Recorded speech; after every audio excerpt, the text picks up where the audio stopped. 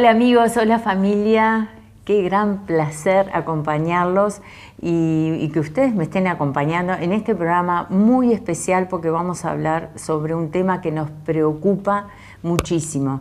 Vamos a hablar sobre la enfermedad de Alzheimer y para eso tengo la presencia de la doctora abogada Paola Maeso. Gracias por venir a los estudios de Canal 11 de Punta del Este. Muchas gracias a vos, Laura, y obviamente al canal. Y gracias por la aclaración, porque cuando dicen doctora, siempre tengo que estar aclarando que yo soy médica, claro, sí. Por el tema de tecnicismos que vale la pena aclarar. Así que agradecidísima por el espacio y porque también genera esa sensibilidad que sé que vos la llevás con muchas causas. Pero bueno, esta no deja de ser una más que involucra a la sociedad en su conjunto y hablar del tema, para mí en lo personal, como familiar, muy importante. Y bueno, la agradecida somos nosotros y el canal, porque es un tema que a veces no se aborda lo suficiente, porque hay un poco de miedo, de vergüenza. Es una palabra Alzheimer que a uno lo paraliza. Y sí. Más si has tenido alguna historia, como lo hemos tenido ambas, de un familiar cercano.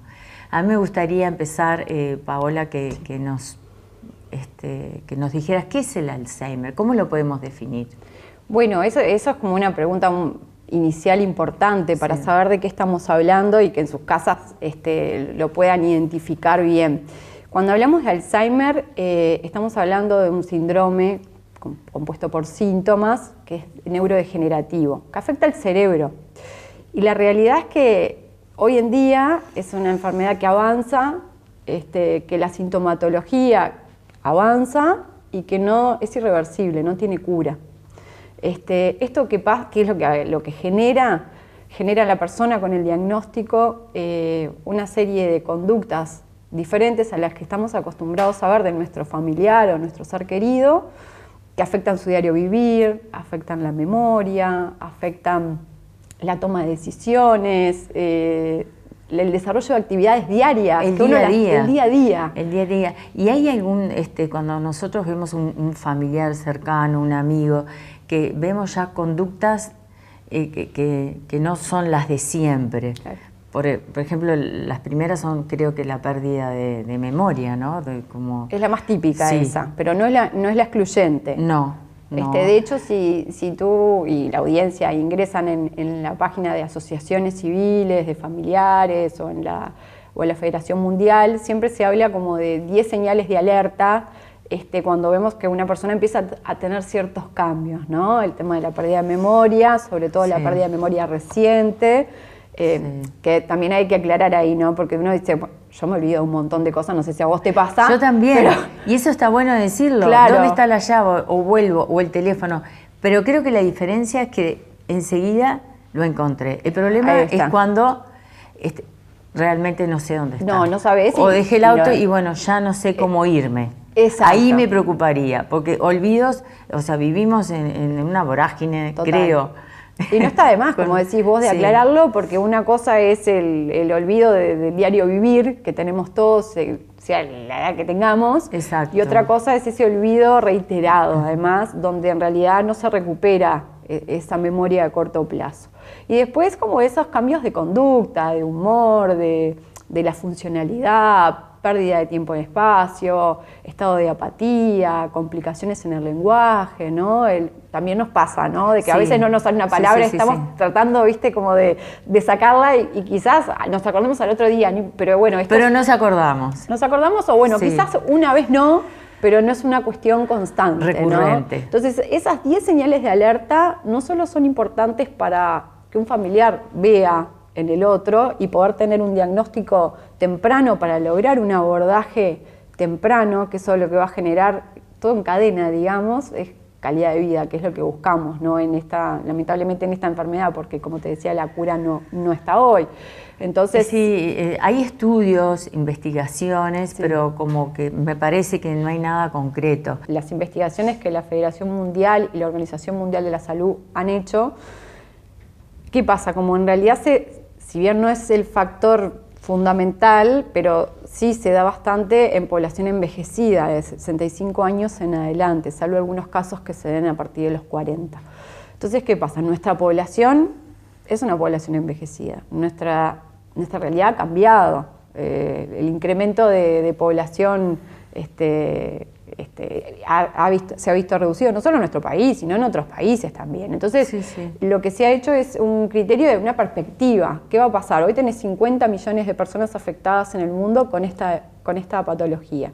Bueno, se estima que 80 millones en el 2030. ¿Y cuánto estamos en el 2030? Cuando quieras ver, ahí nomás. Y al 2050... más de 150 millones de personas se van a ver afectadas por esta enfermedad. No, es alarmante. Y ahí ves que tenés varias perspectivas para abordar, ¿no? Porque tenés a la persona con el diagnóstico que va a volverse cada vez más dependiente y no siempre tenés una familia de respaldo que puede asegurarte esa calidad de vida. Tenés a la familia que sufre el diagnóstico, a veces te diría que más que la persona en sí, por las propias vivencias, que bueno, vos lo sabés, y después tenés un tema de Estado, ¿no? De qué políticas se pueden implementar a los efectos de mitigar, porque hay un coste también que tiene la familia hoy y que en algún momento también el Estado lo tendrá por el abordaje que se necesita, ¿no? Es como que el cerebro se va achicando. ¿Cómo lo podrías describir? Eso técnico no lo sé. Lo único que sé es que sí se van viendo afectadas placas, ¿no? Las partes del cerebro. Y claro, el punto para que la gente en sus casas lo vea más sencillo es que al estar siendo afectadas partecitas de a poco, se van viendo afectadas las funciones, porque todo nuestro organismo pasa por el cerebro. O sea, entonces digo, mover la mano viene una orden del cerebro, entonces vos tenés dividido el cerebro en diferentes partes. Bueno, y algunas es la parte emocional, otra la parte del razonamiento lógico, otra la parte conductual. Entonces, bueno, por eso como de a poco van apareciendo los síntomas. Y los síntomas, la realidad es que se van avanzando. ¿Qué es lo que se busca hoy? Bueno, ¿cómo podemos hacer para que esos síntomas, el avance sea más lento? Exacto. Y ahí volvemos a la calidad de vida, ¿no? Que es lo que se busca. Y ahí volvemos al diagnóstico a tiempo. Sin duda. ¿No es cierto?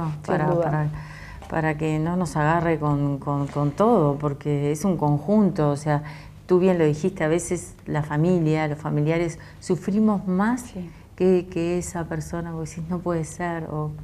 Es difícil. Es difícil. Y a veces falleció de Alzheimer, no por Alzheimer. Es que no bueno, después hablaremos de lo del libro. Me gustaría ahora, antes de irnos en un ratito al corte, el libro que presentás junto con tres, ¿no? Son tres profesionales que están en el libro junto En realidad hay más profesionales en el libro que escribieron. Hay muchos más que escribieron. Pero vos tenés un testimonio muy importante. El libro se llama Enfermedad de Alzheimer y otras demencias, pero un manual para la familia, donde quiero resaltar que es gratuito. Sí, total. Eso es impresionante. No, y para solamente para toda la familia. Hacerte como el approach, digamos, del libro, a mí hay algo que me parece como fundamental, más allá que es la guía, o manual vamos a llamarlo, porque hasta ahora ha habido guías, la más actualizada que hay hasta ahora, pero tiene un mensaje que transmite que para mí es como el principal, y es que, como vos decías, hay un montón de capítulos con temas de gran interés, escritos por profesionales de la salud que se han dedicado al abordaje del tema de demencias y al acompañamiento de las familias, que escriben tan claro, no técnico, y que es una herramienta de mucho valor. Pero es el trabajo mancomunado con los familiares, porque como decías tú, tengo dos capítulos que son de testimonio personal, de la vivencia que tuvimos con mi madre, y la realidad es que vos decís, bueno, ese es el mensaje principal que hay que dar, más allá de la herramienta importante que tiene de contenido. O sea, el abordaje de la demencia se tiene que hacer en conjunto entre la persona con el diagnóstico, la familia, los cuidadores formales, en el caso que haya, y el personal de la salud. Si el abordaje no se da integral, en realidad la calidad de vida se pierde en algún lugar. La unión de todo lo que dijiste. Y más que nada también a quien lo está cuidando, casi siempre es un hijo y todo, cuidarte primero a vos mismo, porque si no, terminás en un estado de depresión. Mamá fue 13 años de diagnóstico, 13 años, yo ya tenía 20 y algo, y empezamos... Eras muy joven. Sí, pero empezamos con un diagnóstico muy temprano, lo cual permitió que tuviera tantos años con la enfermedad, pero la realidad es que en su momento no tenías mucha información en internet. Cuando nos dieron el diagnóstico dijeron Alzheimer, no sabíamos qué era, nunca habíamos escuchado, no se hablaba tanto como hoy. Entonces, las herramientas que pudimos construir fueron en base del amor de los hijos, que estábamos ahí al pie del cañón y sufrimos como locos, porque esa es la realidad. O sea, sí. Me acuerdo de gente que nos decía, ay, ¿cómo cuidan a su madre? Qué divinos, ¿cómo llevan este tema? Bueno, es lo que ves, porque no hay más remedio, porque hay estados alterados también de uno. Total, y necesitas contar con otras herramientas. Entonces, hoy que se puede brindar, escuchando otros testimonios, yo empatizo muchísimo con quien tiene esta vivencia, obviamente por lo que viví personal y muy adentro siento algo cada vez que alguien me cuenta que está atravesando esto. Entonces yo digo, bueno, que puedan contar con estas herramientas, que puedan contar con ayuda, no está de más allá que después obviamente cada uno con los factores que le tocan hace lo que puede, pero por lo menos tenerlo, acercarse a aportar un granito de arena, ¿no? Claro que sí, y aparte no todas las patologías son iguales, y las personas no son todas un molde. Totalmente. Se va desarrollando de diferente manera. Hacemos una breve pausa y ya venimos con esta joya de mujer abogada, Paola Maeso. Ya volvemos, gracias.